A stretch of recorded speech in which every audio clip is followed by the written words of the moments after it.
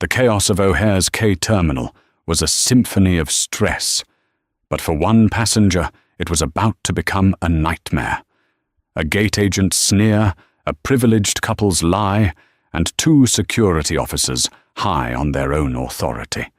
They saw a black woman in a hoodie arguing. They saw an easy target. They decided to make an example of her, grabbing her arms, dragging her like a criminal in front of hundreds of silent onlookers. What they didn't see, what they couldn't possibly know, was the gold shield tucked in her pocket, and the federal storm they were about to unleash. Gate K-12 at Chicago O'Hare was a pressure cooker, and the lid was rattling. The 4:30 p.m. flight to Washington, D.C. was already delayed by an hour, a fact that had soured the mood of every passenger packed into the cramped waiting area. The air smelled of stale Cinnabon and floor wax. People were sprawled across the uncomfortable metal chairs, their faces illuminated by the blue light of their phones. Among them, sitting near a charging kiosk, was Imani Wallace. To the casual observer, she was nobody. She wore simple black joggers, worn-out New Balance sneakers, and a grey Northwestern University hoodie with the hood pulled down. Her hair was pulled back into a tight, professional bun, and she wore no makeup. She looked like a tired graduate student, or maybe just someone who valued comfort over style for a cross-country flight. She was reading a well-worn paperback, but her eyes, sharp and analytical, flickered up from the page more often than she turned it. Imani was not a student. She was Special Agent Imani Wallace of the Federal Bureau of Investigation, Chicago Field Office, and she was not traveling for pleasure. She was working. Her target was sitting 30 feet away, reading the Wall Street Journal and pretending to be just another annoyed business traveler. He was known to the Bureau as the Ghost, a high-level facilitator for a human trafficking ring that stretched from Eastern Europe to the Midwest. Imani and her team had been building a case on him for 18 months. Today, he was scheduled to fly to D.C. to meet his East Coast distributor. Imani was his shadow, part of a multi-state surveillance operation. Her job was simple: observe, follow, and do not, under any circumstances, engage. She couldn't blow her cover. The entire operation depended on the Ghost believing he was safe. The gate agent, a woman in her late 40s with a severe blonde bob and a name tag that read Brenda, clicked her microphone. Her voice was a nasal whine that cut through the murmur of the crowd. "Good afternoon, ladies and gentlemen. We will now begin boarding flight 2118 to Washington, Dulles. We apologize for the delay. We will begin with our active duty military personnel, families traveling with small children, and anyone needing special assistance." A small, grateful line formed. Imani watched, her senses on high alert. The Ghost hadn't moved. Good. We will now invite our first class and Premier Access members to board. This is when the trouble began. A couple, who had been loudly complaining about the delay for the last 20 minutes, sprang to their feet. The woman, dripping in David Yurman jewelry and carrying a pristine white Louis Vuitton duffel, was Karen Miller. Her husband, Chad Miller, was a broad-shouldered man in a tight pink polo shirt, his face flushed with impatience. They were, as Imani had already clocked from their boarding passes when they'd flashed them at Brenda earlier, in Group 5. Karen and Chad pushed past an elderly man leaning on a cane and wedged themselves into the front of the first-class line. The gate agent, Brenda, didn't even look up from her screen, simply motioning for the line to move forward. The elderly man, clearly flustered, said, "Excuse me, I believe I'm in this group." Karen Miller turned, her smile a venomous slash. "Oh, I'm sure you are," she sneered, then ignored him, pushing her designer bag forward. Imani felt the familiar, hot spike of injustice. It was the small-scale bullying she despised, but she kept her head down. Not your fight, Wallace. The mission. But then Brenda began scanning passes. An active duty soldier in uniform, who was actually in the pre-boarding group, got stuck behind the Millers. He was young, maybe 20, and looked too polite to say anything. Imani sighed. She couldn't help it. She stood up, leaving her bag on the chair, and walked calmly to the line. "Excuse me, ma'am," Imani said, her voice quiet but firm, addressing Corin. "I believe the agent called for first class. You're holding up the military personnel." Karen Miller spun around. Her eyes raked over Imani's hoodie and joggers with blatant disgust. "And who are you?" she spat. "The line police? Mind your own business." "I'm a passenger on this flight," Imani said, keeping her voice level. "And you're boarding out of turn. That gentleman," she nodded to the soldier, "should be boarding.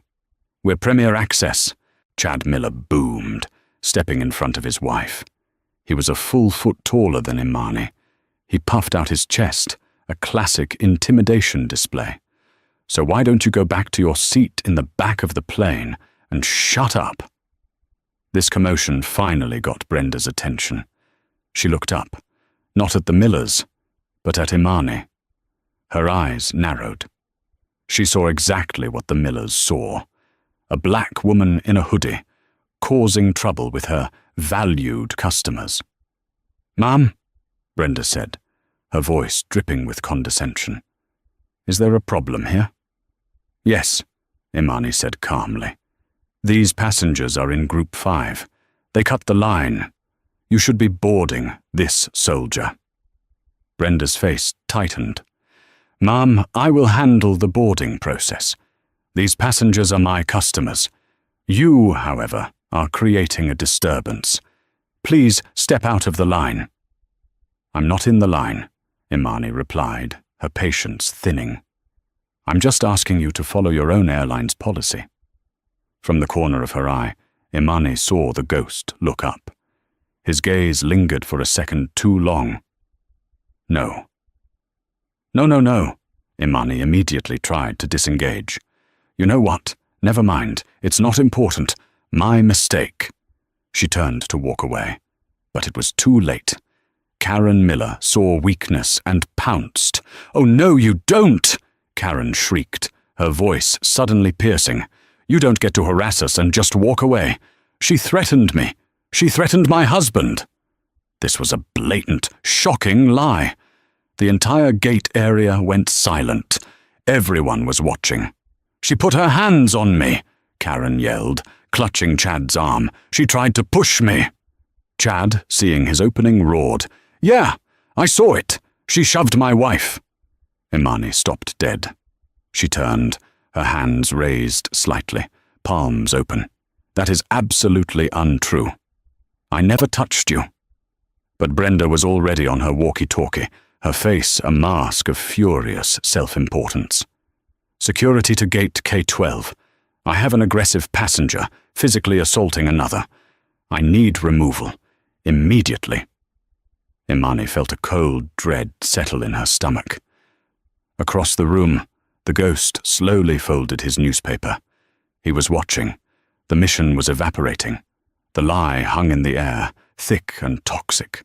Karen Miller had transformed, her face now a mask of faux victimhood, tears welling in her eyes as she hid behind her husband's bulky frame. Chad Miller stared at Imani with pure, unadulterated rage, as if she had actually done what his wife claimed. The surrounding passengers, a jury of strangers, murmured amongst themselves. Some looked at Imani with suspicion, others with pity, but no one spoke up. The young soldier looked at the floor, clearly desperate to be anywhere else. "Ma'am, you need to stay right there," Brenda, the gate agent, commanded, pointing a long acrylic nail at Imani. "Security is on its way. You are being removed from this flight." "Removed?" Imani's voice was sharp now, the last shred of passenger mode fading. "For what? For pointing out the boarding order? For being lied about? For assaulting my customers?" Brenda snapped. We have zero tolerance. I have 2 witnesses." She gestured to the Millers, who both nodded vigorously. "This is insane," Imani said, talking more to herself than to Brenda. She took a step back, her mind racing. She had to de-escalate. She couldn't get into a spat with airport security. Not now, not with her target right there. The ghost was still seated, but his placid demeanor was gone. He was alert, his head on a swivel, assessing the situation. He was assessing her. She had to choose, the mission or her own dignity. The mission always came first. "Look," Imani said, raising her hands in a gesture of surrender. "This is a misunderstanding. I'm sorry if I caused a disturbance. I'll just go back to my seat." She turned again, but Chad Miller stepped into her path. "Not so fast," he grunted. "You're not going anywhere. We're pressing charges." "Pressing charges?" Imani repeated, baffled. The sheer audacity of it was stunning. Before she could say another word, 2 figures in dark blue uniforms hustled through the crowd. They were airport security, not TSA. Port Authority Police. One was a tall, older officer with a bristly grey mustache and a name tag that read M. Sullivan. The other was younger, darker-haired, and looked nervous. His tag read D. Jenkins. Officer Sullivan arrived with the energy of a man who had been waiting all day to crack a skull. He bypassed the Millers and Brenda and marched directly up to Imani. He was 6'3" and built like a retired linebacker, using his size to loom over her. "This the one?" he barked at Brenda. "Yes, officer," Brenda said, her voice suddenly sweet and helpful. "This woman, I don't know her name. She came out of nowhere and shoved Mrs. Miller. Tried to start a fight when I confronted her." "That is a complete and total lie," Imani said, her voice dropping into a low, serious register. "Officer, I was standing right here. I asked them to wait for their boarding group. They and this gate agent became hostile." Sullivan ignored her words. He was looking at her hoodie, her sneakers, her race. His eyes were cold and flat. He'd already made up his mind. "Mum, I need you to come with us. We're going to a processing room," Sullivan said. It wasn't a request. "I am not going anywhere," Imani stated. "I am a ticketed passenger, and I have done nothing wrong. If you want to get statements, you should get them from everyone, including that soldier." She nodded toward the young man, who now looked physically ill. Sullivan's lip curled. He hated being told how to do his job, especially by someone he had already dismissed as a problem. "You don't get to tell me what to do," he said, his voice a low growl. "You're causing a disturbance. You're being detained. Now give me your ID." "I will show you my ID, but I am not being detained," Imani said. "You have no probable cause." "Probable cause?" Sullivan let out a short, barking laugh. "My probable cause is 2 witnesses and a gate agent telling me you assaulted someone. That's assault and battery. Now give me the ID or I'll add resisting arrest to the charge." "Mike," Officer Jenkins said, shifting his feet. "Maybe we should just talk to the witnesses first. Get her side of it over there." He pointed to a quiet corner.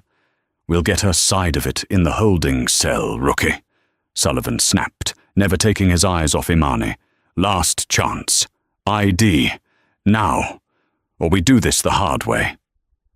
Imani felt the blood pounding in her temples. This was a classic, unavoidable escalation. Sullivan wanted a fight. He was daring her. And across the room, the ghost stood up. He slung his laptop bag over his shoulder.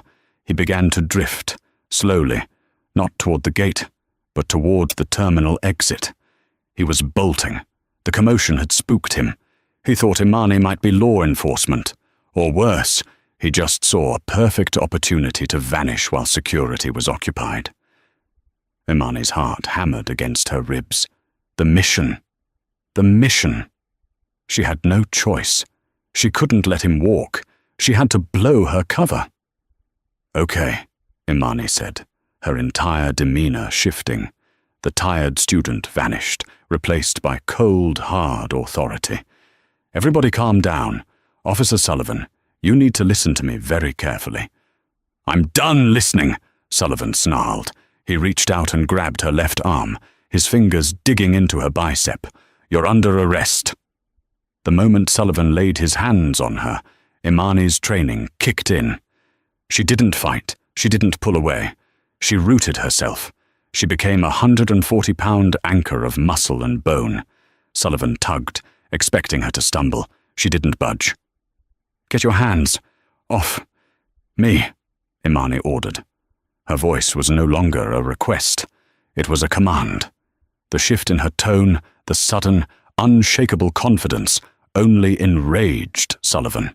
He saw it as defiance. "Resisting, huh? Big mistake," he yelled, partly for the crowd, partly to intimidate her. He yanked harder. "Jenkins, grab her other arm." Officer Jenkins, his face pale, hesitated. "Mike, I don't know." "Do your job, Jenkins," Sullivan bellowed. Jenkins reluctantly grabbed Imani's right arm. Now she had two large men attempting to muscle her. "Stop!" Imani yelled, her voice now loud enough to cut through the terminal noise. "You are making a catastrophic mistake." Yeah, tell it to the judge," Sullivan grunted, putting his shoulder into it. He and Jenkins began to physically drag her, her sneakers squealing against the polished floor. The crowd gasped. Phones, which had been lurking at people's sides, were now up. A dozen cameras were recording. Karen Miller watched with a smug, satisfied smirk. Chad Miller had his arms crossed, nodding as if justice was being served. Brenda, the gate agent, had already turned back to her computer, as if the human being she'd just had arrested was a piece of trash she'd swept off her desk. They were dragging her, literally dragging a black woman through an airport terminal, while two white liars watched in triumph. The humiliation was a physical, burning sensation. Imani looked past Sullivan's red, sweating face. She could see the ghost. He was 20 yards away. 10 more, and he'd be at the terminal concourse, where he could blend in with thousands of people and be gone forever. 18 months of work. Gone, no. "Officer Sullivan," she said, her voice dangerously calm, "I am a federal officer, and you are interfering with an active surveillance operation." Sullivan laughed, a genuine, hearty laugh. "A federal officer in a sweatsuit, that's a new one. Lady, you just added impersonating an officer to your sheet. You're in a world of trouble." He gave another violent tug, pulling her off balance. Her shoulder bag, which she'd managed to sling over her body, was wrenched open. Her paperback, a bottle of water, and a set of keys clattered to the floor. And something else. A small, black leather wallet. It landed on the floor and flipped open, revealing the glint of gold. Imani, Sullivan, and Jenkins all saw it at the same time. Jenkins froze instantly. He let go of her arm as if he'd been electrocuted. "Mike! Holy!" Sullivan, however, was too deep in his rage. He didn't stop. He kicked the wallet away without looking at it. "Don't try any cheap tricks." He still had her by one arm, yanking her toward the exit. "He's getting away!" Imani shouted, no longer caring about the crowd. She pointed with her free hand. "The man in the blue jacket! He's the target! Stop him!" Sullivan didn't even look. "You're not pinning this on some random guy. You're coming with me."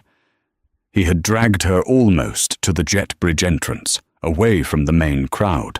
He slammed her against the wall. "You're done. You understand me. You are done." Imani had had enough. The ghost was at the edge of the concourse. The mission was blown. Her cover was blown. Sullivan had assaulted her. The airline had failed her. The Millers had lied. The gloves were off. With a speed that shocked Sullivan, Imani spun. It wasn't a violent move, but a simple, explosive pivot, using his own grip and momentum against him. She broke his grasp, spun inside his guard, and in one fluid motion reached into her hoodie pocket. Sullivan, thinking she was reaching for a weapon, fumbled for his own. But she wasn't reaching for a gun.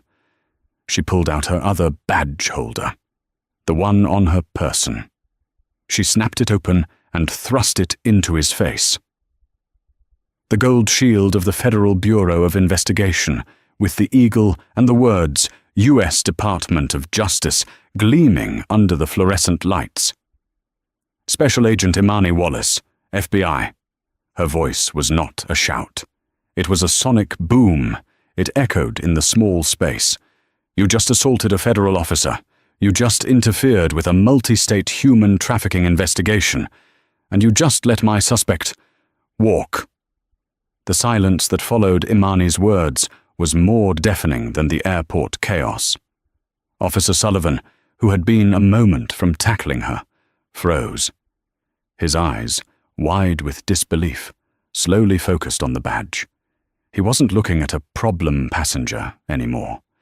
He was looking at a federal nightmare. The blood drained from his face, leaving his skin a pasty, sickly grey. His mouth opened and closed, but no sound came out. Officer Jenkins, who was already several feet back, raised his hands. Oh my God, Mike, I told you to wait." Karen and Chad Miller, who had been enjoying the show from the front of the boarding line, stopped smiling. Karen's perfectly made-up face crumpled in confusion, then dawning horror. Chad's tough guy posture evaporated. Even Brenda, the gate agent, looked up from her screen, her eyes wide. Imani Wallace stood tall, the badge held rock steady in her hand. The transformation was absolute. The tired student was gone. In her place was an operative, an agent, radiating an aura of cold, lethal authority. "Officer Jenkins," Imani snapped, her voice cutting through the silence. Jenkins flinched, as if she'd struck him. "Get on your radio. Now, I want a perimeter set up on all Terminal K exits. Suspect is a white male, 6'1", approximately 190 pounds, blue sports coat, grey hoodie underneath, black baseball cap, carrying a black Toomey laptop bag. Name is unknown, alias The Ghost. He is a high-priority flight risk. Move!" Jenkins, galvanized by the sheer command in her voice, fumbled for his radio. "Yes, ma'am. Right away, ma'am." He began barking the description into his shoulder mic, his voice cracking with panic. Imani then turned her gaze back to Sullivan. His arms were half raised, his face a mask of abject terror. "Officer Sullivan," she said, her voice dropping to an icy whisper. "You put your hands on me. You ignored a federal officer's directive. You obstructed justice. You assaulted me. Give me your badge and your sidearm." Agent Wallace, I didn't know," Sullivan stammered, his tough guy persona shattering into a million pieces. They said, you looked." "You looked what, officer?" Imani interrupted, taking a step toward him. "You looked like I wasn't a valued customer. You looked like I was easy to push around. You looked like I was lying and they, she jabbed a finger toward the Millers, were telling the truth. I was just following procedure. Your procedure is to assault a passenger who is calmly trying to de-escalate.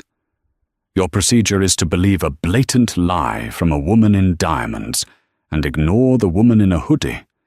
Your procedure is to let a human trafficker walk right out the front door while you flex your muscles for a crowd." She held out her hand. "Your weapon. Place it on the floor. Slowly. And your badge.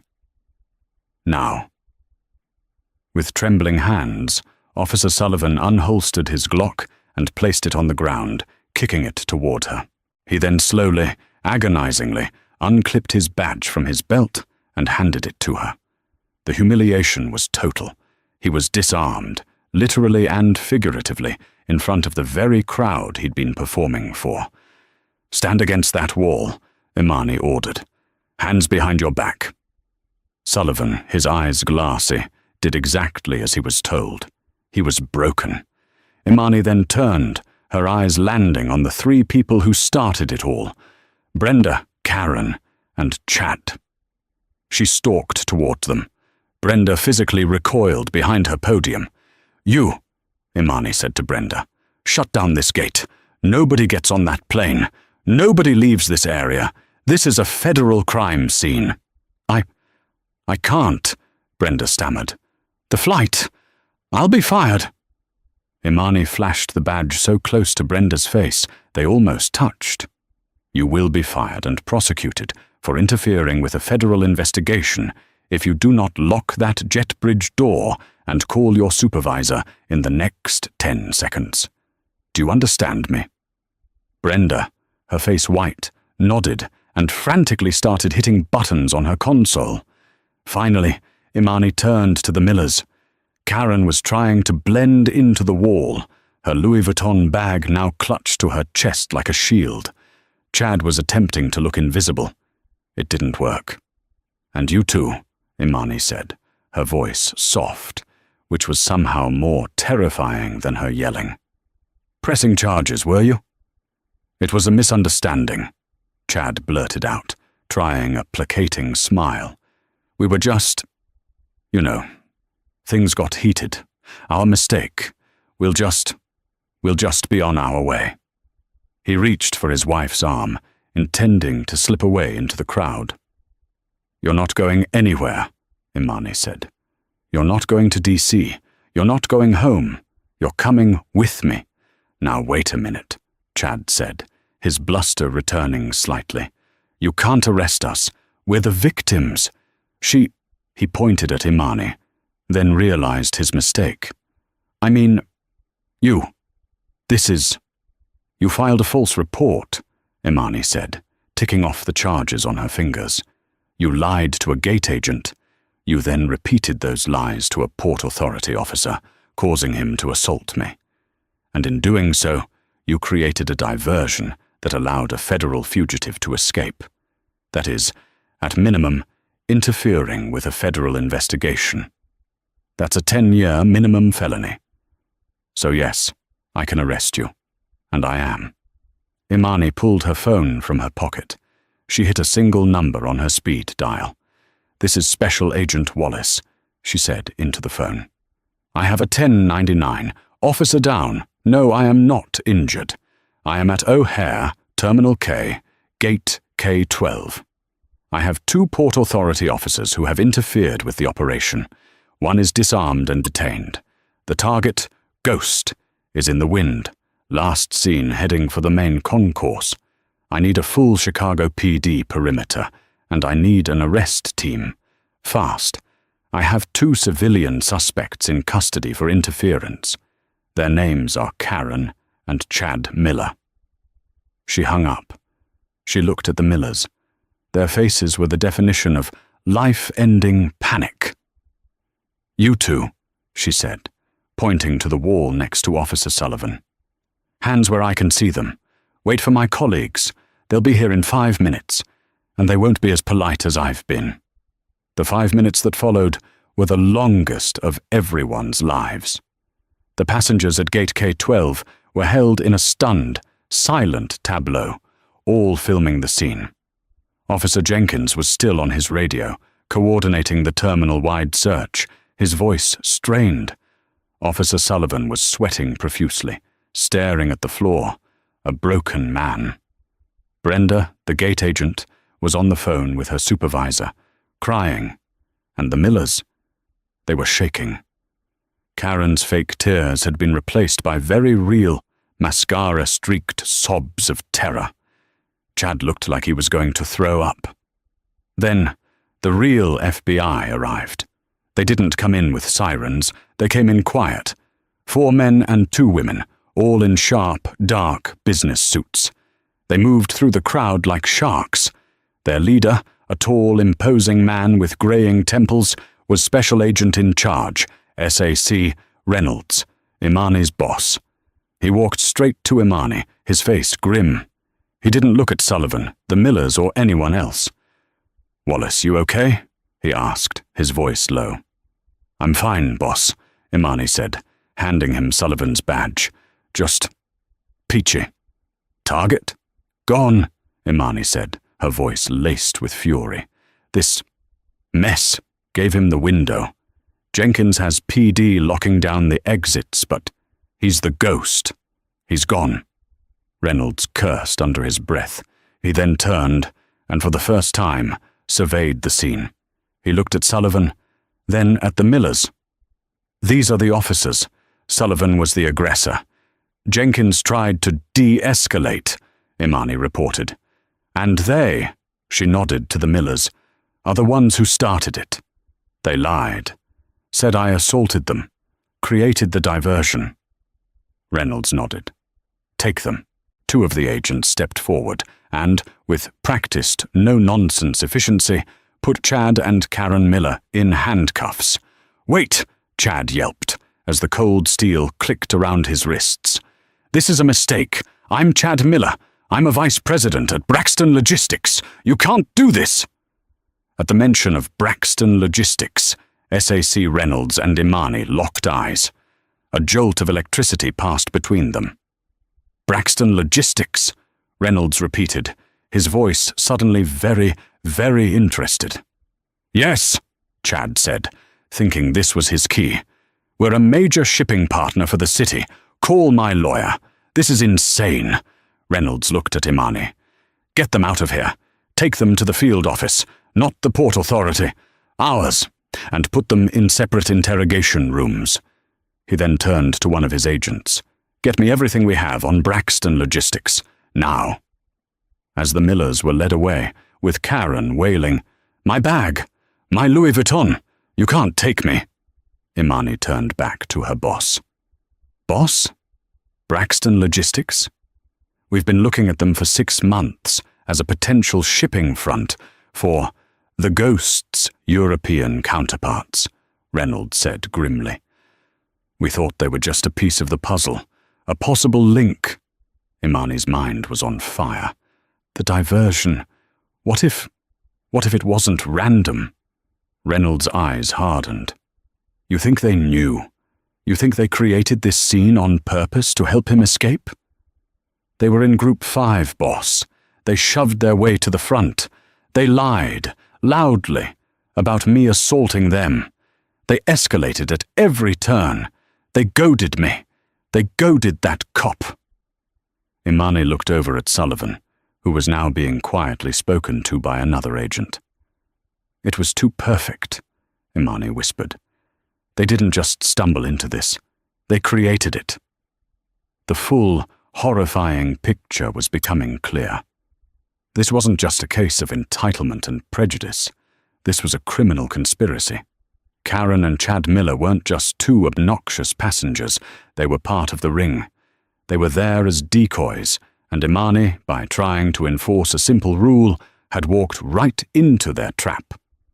They used her, and Officer Sullivan's own prejudice, as weapons to free their boss. The hard part was, it had worked. The ghost was gone. But in his place, he had left something even better. He had left his entire US logistics team gift-wrapped. The wheels of justice are often said to turn slowly. But when they are propelled by the full, furious weight of the US Department of Justice, they grind with a speed and finality that is terrifying to behold. The hard karma that followed the O'Hare incident was not a single lightning bolt. It was a devastating, multi-pronged, and systemic dismantling of every person who had participated in that day's injustice. The fallout began before the Millers were even buckled into the back of an unmarked FBI vehicle. The passenger videos, dozens of them, had hit TikTok, Twitter, and Facebook. The story was irresistible. Airport security drags black woman for arguing. Then she flashes her FBI badge. The media frenzy was instantaneous and global. The airline, the Chicago Port Authority, and the FBI were all inundated with calls. The court of public opinion had rendered its verdict in under an hour, and it was savage. But the real reckoning was happening far from the public eye. For Karen and Chad Miller. Chad Miller, accustomed to plush boardrooms and obsequious assistants, was marched into a 10-foot, windowless interrogation room at the Chicago field office. The room smelled of industrial cleaner and stale coffee. His $5,000 Brioni suit felt like a clown costume under the buzzing fluorescent lights. He was still in his Chad persona, arrogant, impatient, and threatening. "My lawyer is on his way," he snapped as SAC Reynolds and another agent entered the room. "And he's not some ambulance chaser. He's the best in Chicago. You have no idea the mistake you've made. This is harassment. This is false imprisonment."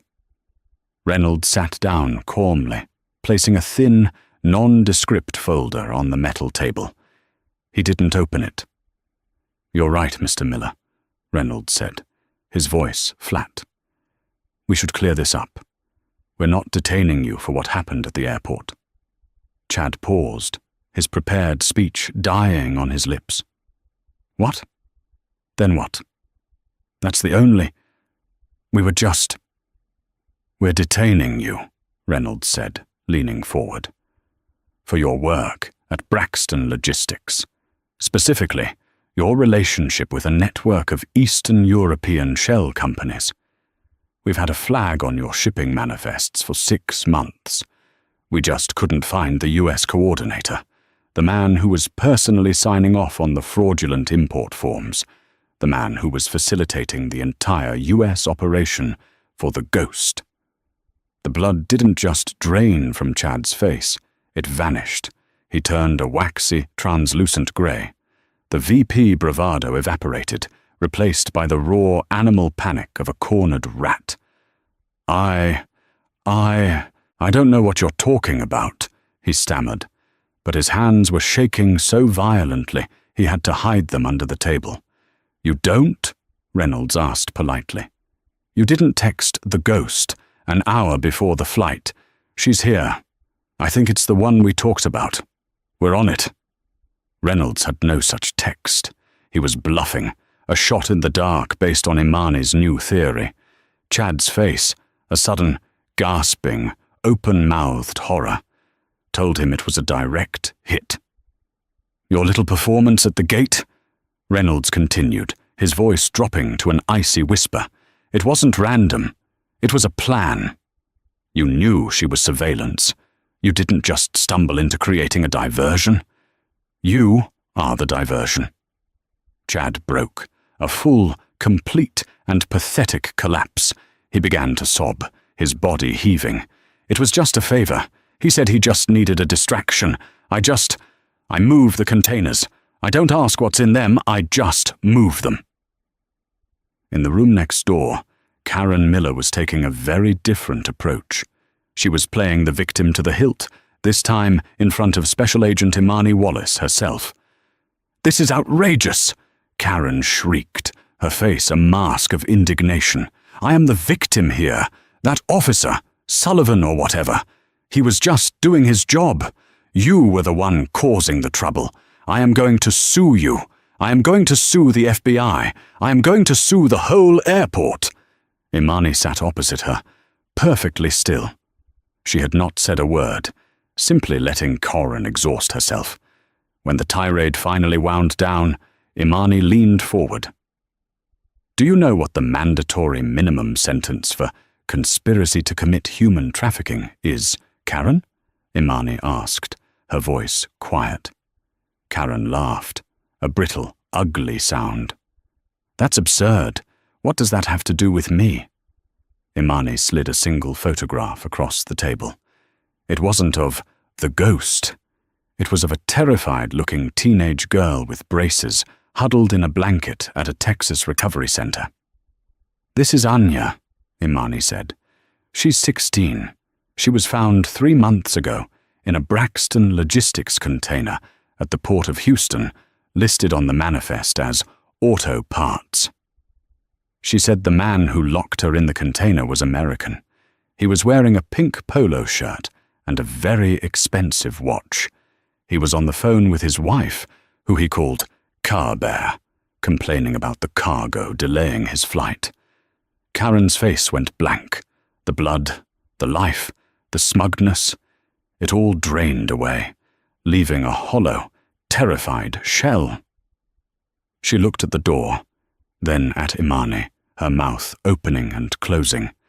It was all him, she finally whispered, the lie forming on her lips.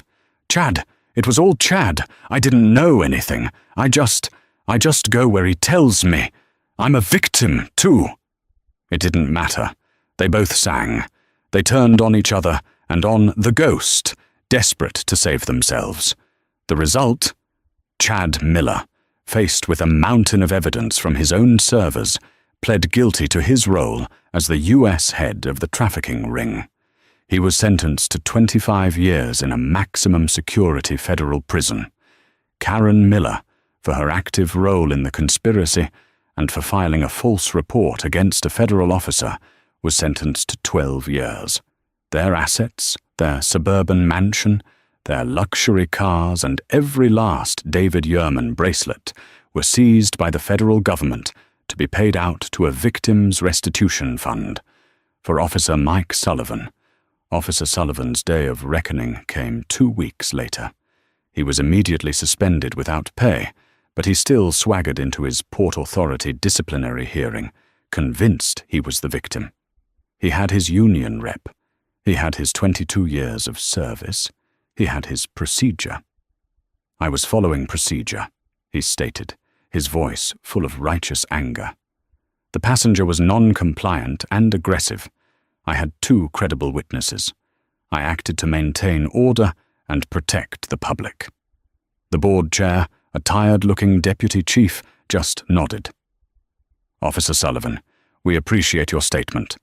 We'd now like to review the incident. He cued the monitor. It wasn't just one video. It was a composite. 6 different passenger videos, all perfectly synced, playing on a massive screen. One angle showed his face, contorted in a snarl. Another, from behind, showed Imani's hands, open and non-threatening. A third, in crystal-clear high definition, showed him kicking the FBI badge wallet away. A fourth was a close-up of his partner, Jenkins, pleading with him to stop. The room was silent, as Sullivan was forced to watch his own thuggery. He visibly shrank in his chair. Then, Officer Jenkins was called to testify. Pale but resolute, Jenkins recounted everything. Sullivan's looking for a fight attitude, his refusal to de-escalate, his "I'll handle this" comment. He ignored me, sir, Jenkins said, his voice quiet. He ignored the passenger. He wanted to throw her. Finally, a woman in a severe blue suit from the Department of Justice stood up. The Port Authority's internal disciplinary action is noted, she said. However, Officer Sullivan's actions did not just violate your use of force policy. He actively and knowingly obstructed a federal investigation, resulting in the escape of a high-value federal fugitive. He then assaulted a federal officer. The DOJ will be handling the prosecution from here. Sullivan's union rep quietly put his briefcase on the floor. It was over. He was fired, stripped of his 22-year pension. He was indicted by a federal grand jury. Facing the undeniable video evidence and the testimony of his own partner, he pled guilty to assault on a federal officer and obstruction of justice. He was sentenced to 36 months in a federal penitentiary, a former cop, now an inmate, in the very system he had so arrogantly abused. For Brenda, the gate agent. Brenda didn't get a public trial. She got something faster, and, in the corporate world, more brutal. She was called into the airline's gleaming downtown headquarters. A friendly HR vice president slid a termination letter across the desk. "But I was just following protocol," she protested, her voice cracking. "The Millers, They looked first class. And she was in a hoodie. She was yelling. I was protecting my passengers. The VP's smile didn't reach his eyes. Brenda, the Department of Justice is suing us for $50 million. Our stock dropped 8% in a single day. The O'Hare incident is the lead story on every news channel, and our brand is being associated with racial profiling and incompetence. He tapped a printout of her own statement. You admitted you assumed based on dress. You assumed based on tone. You never once asked to see a boarding pass. You never once tried to de-escalate. You escalated. You called security on a woman who was, in fact, the only person at that gate telling the truth. That's not a protocol violation, Brenda. That's a catastrophic failure of judgment. She was fired, effective immediately, and escorted out by security. Blacklisted by the airline, her name was now a red flag in every major carrier's HR system. She had lost her job, her pension, and her reputation, all because she chose prejudice over procedure. 1 month later, the Chicago field office of the FBI was operating at its usual thrum, a quiet, air-conditioned hum of profound seriousness. Inside Special Agent in Charge Reynolds's office, the only sound was the faint tick of a pen as Imani Wallace tapped it against a ceramic mug.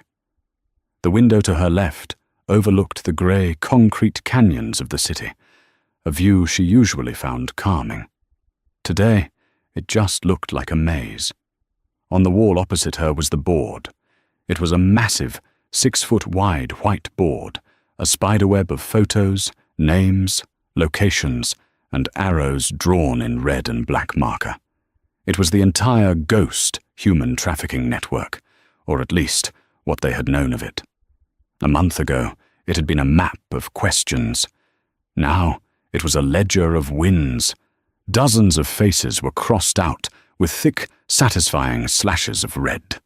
Chad Miller, VP of Braxton Logistics, his smug polo shirt photo now adorned with a red X. Karen Miller, his wife, her society photo similarly defaced. Their entire executive team, their warehouse managers, their contacts in New York and Los Angeles, all of them gone. Swept up in a single, surgical, nationwide operation that had been the largest bust of its kind in a decade. Imani, however, wasn't looking at the red X's. Her eyes were fixed on the one photo that remained pristine, mocking her from the top of the board. The ghost. He was still out there. He's still out there, she said, her voice flat. It was the first thing she'd said in 5 minutes. SSE Reynolds looked up from a file on his desk. He was a man who rarely smiled, but his eyes held a deep, paternal respect when he looked at her. He is, Reynolds agreed, his voice a low rumble. He leaned back in his high-backed leather chair, steepling his fingers. He'll surface again. In Prague, or Dubai, or somewhere else. He'll need to rebuild. And when he does, we'll be waiting. But you know what, Imani? He's a general with no army, a king with no kingdom. You didn't just cut off the head of the snake, you obliterated the body. He gestured to the board. The Braxton Logistics servers. My God, Wallace. It wasn't just a front. It was the whole damn operation. Encrypted ledgers, shipping routes, bank transfers to Shell Corps in Cyprus. They kept meticulous records. He picked up a single sheet of paper from his desk. We identified 17 victims who were in active transit, scheduled for shipment by Braxton in the next month. 17. One of them was a 15-year-old girl from Moldova who was listed on a manifest as agricultural equipment. She's home with her family now. That's your work. Imani's jaw tightened. She nodded, acknowledging the victory. But it didn't erase the cost. The director sends his personal commendation, Reynolds said, sliding a heavy, cream-colored envelope across the polished mahogany. The official seal of the Department of Justice was embossed on the back. Imani looked at it, but didn't pick it up. It's for their grace under pressure and exceptional conduct in a hostile civilian environment, Reynolds quoted. A short, bitter laugh escaped Imani's lips. Grace under pressure? Boss, did they see the video? There wasn't a lot of grace. I was being dragged across the floor of Terminal K while 100 people filmed me. The video. That was the other, personal hell part of this. It had gone viral before the FBI's press office could even get a statement out. Karen and cop drag FBI agent. She flashed the badge. Airport assault gets instant karma. For an undercover and surveillance operative, public recognition was a death sentence. Her face was now known. Every time she closed her eyes, she could feel the squeal of her sneakers on the linoleum, the hot, burning shame, the sheer, animalistic rage at Sullivan's grunting face, the wall of phones filming her at her most vulnerable. You've been reassigned for now, Reynolds said gently, reading her mind. No more undercover for a while. You'll be primary case manager on the European side of this. From a desk. I know that's not what you want. It's not, Imani said, her voice tight. But I get it. My face is burned. It is, Reynolds said, and I am truly, deeply sorry for that. But what happened at that gate? Imani, you and I both know you're not the first person that's happened to. You're just the first one it's happened to who was carrying a federal badge. He leaned forward, his demeanor shifting from boss to mentor. You took their prejudice, their entitlement, their racist, sexist, classist assumptions, and you turned it into a weapon. You let them build the trap, and then you slammed it shut on them. You think those 17 victims care about grace? You think the director cares? He tapped the commendation letter. What you did was pure, distilled, operational jujitsu. You lost the battle for the target, and in doing so, you gave us the entire war. It still feels like a loss, she whispered. He's gone. They're gone too, Reynolds countered. Chad and Karen Miller. Facing a jury, they heard the evidence from their own hard drives. They saw their own text messages. They were part of a conspiracy to lure you, a potential surveillance asset, into a public, messy confrontation. They were proud of it. They thought it was a game. Imani remembered their smug faces. Chad's, I'm a VP, and Karen's, she threatened me. The jury, Reynolds continued, deliberated for 45 minutes. Chad Miller got 25 years. His wife got 12. Their assets are seized. Their Louis Vuitton bag is in an evidence locker. And Sullivan? Imani asked. Oh, Officer Sullivan, Reynolds said, a cold edge entering his voice. He was the centerpiece of the DOJ's civil rights case against the Port Authority. Fired, stripped of his pension, and facing a federal indictment. His partner Jenkins testified against him. The videos were undeniable. He pled guilty to assault on a federal officer and obstruction. He'll be in a federal penitentiary in West Virginia for the next 3 years. And Jenkins? Imani asked. She remembered his pale, nervous face. His Mike, I don't know. Resigned, Reynolds said. Couldn't stomach the job anymore. He sent a letter. To you, an apology. He gestured to a small, plain white envelope on his desk. Imani looked at it. Another thing she didn't want to touch. What about Brenda? Brenda the gate agent. Fired for cause. The airline settled with the DOJ before the ink was dry on the complaint. They're rewriting their entire customer disturbance and implicit bias training. From the top down, you didn't just get a few bad apples, Wallace. You forced them to tear out the whole orchard. Imani finally stood and walked to the window. She watched the L train rattle by on the tracks below, a silver snake in the concrete jungle. 17 victims. Chad and Karen in prison. Sullivan in prison. Brenda fired. Jenkins resigned. An entire airline overhauling its policy. An entire trafficking network in cinders. And the ghost gone. It was a messy ledger, a chaotic balance of wins and losses. Her cover was gone, her anonymity. She would forever be that agent. But the work, the real work, had been done. The anger she felt that day, the hot, blinding rage, it was still there. But it wasn't hot anymore. It was cold, it was hard, it was the foundation she now stood on. She turned back, her eyes landing on the board, on the empty spot where the ghost should be. The past was done. The Millers were in jumpsuits. Sullivan was in a cell. The case was, for all intents and purposes, closed. But he was still out there, and her job wasn't over. She walked back to the desk, ignoring the commendation letter and the apology. She looked her boss dead in the eye, the tired student from the airport terminal gone forever, replaced by the special agent who had come out the other side. "So," Imani Wallace said, her voice all business. "When do we start the briefing on his European contacts?" Reynolds finally, genuinely, smiled. He tapped a file on his desk. "Now." In the end, the karma wasn't just swift, it was devastating. Karen and Chad Miller didn't just miss their flight. They traded their first-class seats for a federal indictment, discovering their small diversion was the final nail in their criminal coffin. Officer Sullivan learned the hardest way possible that his badge wasn't a license to bully, and Brenda the gate agent learned that prejudice has a price. Special Agent Imani Wallace lost her target that day, but she uncovered the entire network. This story is a powerful reminder.